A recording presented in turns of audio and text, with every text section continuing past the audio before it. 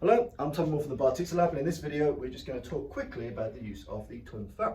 Now the Tonfa, traditionally seen like so as a kabuto weapon, is also heavily used as a weapon of self-defense, especially by police forces all around the world. Now, one of the important things about the Tonfa is often when you need it, you might not have time to draw it and fully weaponize it, by which I mean extend the Tonfa. So, first point of call is getting familiar with withdrawing this from wherever it may be, whether that's under your bed, whether it's in a belt, in the boot of your car, wherever you would keep something like this. Get used to being able to draw it. So if you're in the security industry, this might be on a tactical belt. It may well be your weapon of choice for under your bed. Wherever you keep it, get used to pulling it out of that place. Secondly, when a fight happens, they often happen very fast and very close. And if they're very fast and very close, your ability to take this, whip it and use it at its optimal range being at the kind of apex of its striking arc, may just not be possible. And people will close in on you, bully you, take it off you, stab you up. So, if you do manage to get to the situation, firstly, practice being able to frame and stop people taking it from you. So, first thing is making sure that, let's assume that this is on your right hip or near your right hand. When the attack happens, I'm doing something not to stop him coming, I still want to attack him. So we're going to do a chop to the throat, like so. At the same time I've done the chop to the throat, I've withdrawn this Tonfa from him. So I've pulled it back. So I've pulled where the Tonfa is, whether it's in my belt or just in my hand but not ready. From here, I've pulled this back, so I've retained the weapon. And there are many retention drills, whether you're attacking the face, whether you're attacking the throat, whether you're taking the hand out the frame, but the main thing is, don't just stop him grabbing it. Any opportunity you have to fuck that man up, you fuck him up. So if my retention drill involves chopping him in the throat, and that's all the fight needs, job's a good one. From here, the important thing is I've got some framing. I've got some way to stop him closing the pressure, if for a second, and you draw the Tonfa, and sometimes you might not have the range to use it as you'd like. So, a couple of things you can do. This is just a micro version of the macro weapon. So don't forget that this is still a weapon even if it's not fully extended. So, in this particular grip, if you pulled it this way, you've got strikes. So anything you can do with a hammer fist, you can do with the Tonfa. Any type of hammer fist, in any direction, diagonal, horizontal, vertical, whatever you can do with a hammer fist, you can do with this Tonfa. And every rule about using your hammer fist still applies. So you want to be able to cycle that shot, to repeat it. Okay, so you want to be able to cycle those blows. You want to be able to target the sides of the jaw. You want to be able to target the sides of the neck, or the front of the neck into the trachea. So into the trachea, along the carotid arteries, along the mandible, along the jawline, on the chin, all of these places. Every type of hammer blow you can also do with this, making sure you don't forget every other weapon you've got at your disposal, such as your free hand.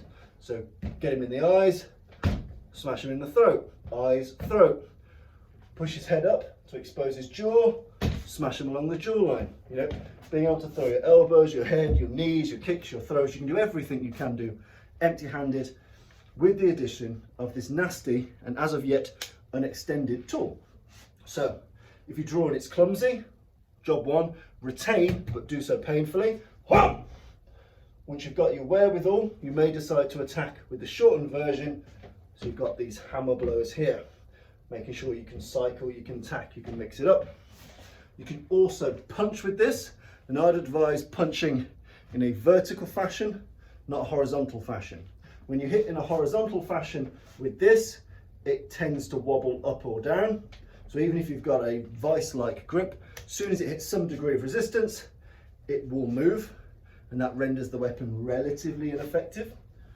With a vertical fist, it's very economical, it's very direct, and you can punch straight up into the throat, into the jaw, into the eye, into the solar plexus, into the groin. It's very natural, it's very quick, it's very efficient.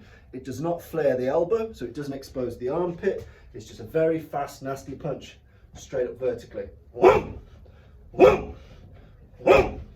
And you can do every single boxing combination you wish to do with this. 1, 2. So So anything you want to do boxing wise, you can also do with this Tonfa in its redacted state. So you've got everything you can do with a hammer fist and everything you can do with boxing, but my main advice would be using a vertical fist to really drive that in the most efficient way and to keep the stability as good as it can possibly be. So let us assume that the fight's happened, it's got closer than we'd like, we've hit and we've framed, we've got it out, and we've delivered some damage. We've hammer fisted, we've used our other unarmed weapons, we've punched into the track here, job's a good one. Now assailant 2 appears, and we've got the time and wherewithal to draw our weapon to its full potential. So we've got now the full use of the Tonfa. And now with the full use of the Tonfa, we've got an increased number of strikes because we can pivot the blow like so. When we swing the Tonfa, we loosen our grip just a little, and we use that force to smash across the face. Bear in mind, think of this like a flexible weapon.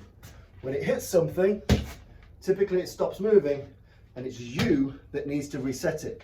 And whether you reset that by getting it back into motion, or you reset that by exchanging it with something else, you, and the onus is on you, is to reset that weapon if it hasn't been 100% effective.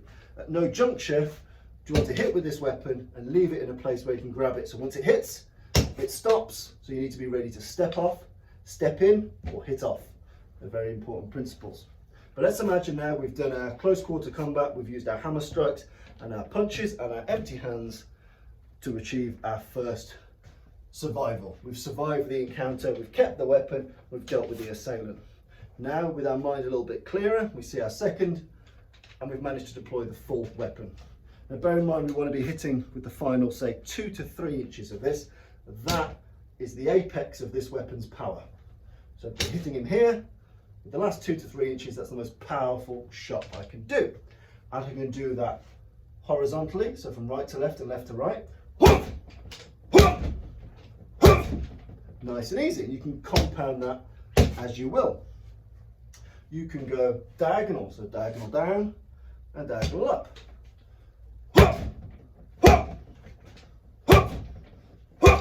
So diagonal, diagonal, horizontal, horizontal. So diagonal, diagonal, diagonal, diagonal, horizontal, horizontal. So you've got those particular shots there. What you've also got is everything you had at close quarters. So you've got the ability to use this like a hammer fist and block with it like a hammer fist. But I really think defensive blocking with this is really much of a nonsense. You know, in reality, use this offensively. Be offensive. As soon as you start to think too much about blocking, you start to be too defensive in your mindset. Aggressive. So even if I'm trying to stop a strike coming at me, I might as well hit that strike instead of passively blocking that strike. Everything is a strike. There is no block with the Tonfa. Okay, so we've got horizontal, we've got diagonal from multiple directions. We've got the hammer fist style shots, and we've got the same punches we had before. And as I mentioned earlier, the vertical fist is really good, especially so if the weapon's extended, because if I hit vertically, it allows me to reset and use the truncheon aspect. I can punch, and then I can use the Tonfa. If I punch horizontally, bang, my ability to whip the weapon round is much redacted. So even though it might feel more natural for some to punch this way, I then can't deploy the best bits of the weapon. If I punch vertically, I can then deploy the weapon in the best possible way. So again, sternum, bladder, groin, throat, chin, eye socket, all of these things come on a very efficient curve. Bear in mind, we can always use our offhand, our kicks, our headbutts, our elbows, and other bits and pieces too. Now, those are pretty simple. You've also got the standard use of the weapon as a standard baton. So never forget, you can also transfer your grip into a four-handed grip here.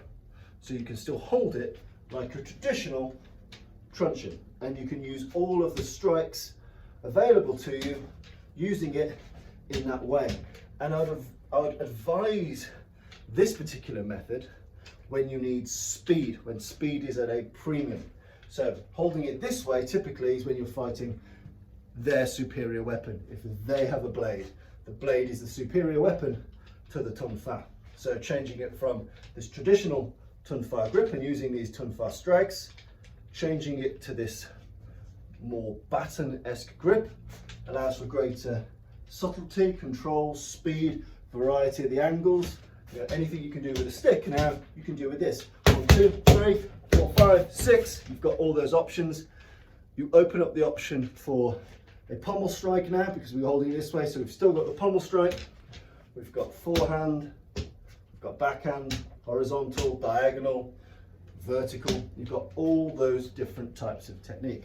So I should add that everything you can do in Tonfa mode, you can do in stick mode, but it's much, much faster when you hold it this way. You've got a lot more control, and if you need the ability to fight someone aimed with a blade, I'd advise this over this. Just a quick one, if you wanted to do an overhand vertical strike in Tonfa mode, you throw it like an overhand punch. That's quite effective. So you've got horizontal, diagonal, a vertical in Tonfa mode, it's like an overhand punch. Okay, nice and simple. Then anything you can do in this grip, essentially that is baton work or close-up pommel work. And again, not forgetting the rest of you as a weapon with this tool. And then finally, whether it's in redacted mode or expanded, you can also use this in the method of an axe or a hammer. You've got a pretty gnarly broad head here. You can hold it this way, and let's imagine we go back to the first scenario. I've kept the weapon on me and I've done that sharp draw. What I then need to do, or what I then can do, is use this to attack the opponent in the same manner as a hammer or an axe. So anything I can do with this edge, boom, boom, boom, boom. Bear in mind, it's not the most efficient way to use the Tonfa, but if you've pulled it out awkwardly and you've got it this way, you've got very little time with which to adjust your grip. So make the best use of it in the same way you would use a hammer, using this striking edge here. Again, diagonals, horizontals, or using this thrusting point here. So again, being able to thrust that into the throat, into the eye, into the groin. You can still use this as a thrusting weapon and a clubbing weapon as if it were a small tomahawk or hammer. So you've got three modes. When you get the weapon safely and withdraw it in play, being able to use it in shortened Tonfa method, an extended Tonfa method, in traditional baton method, or in a more axe-like method, which you can do when it's fully extended.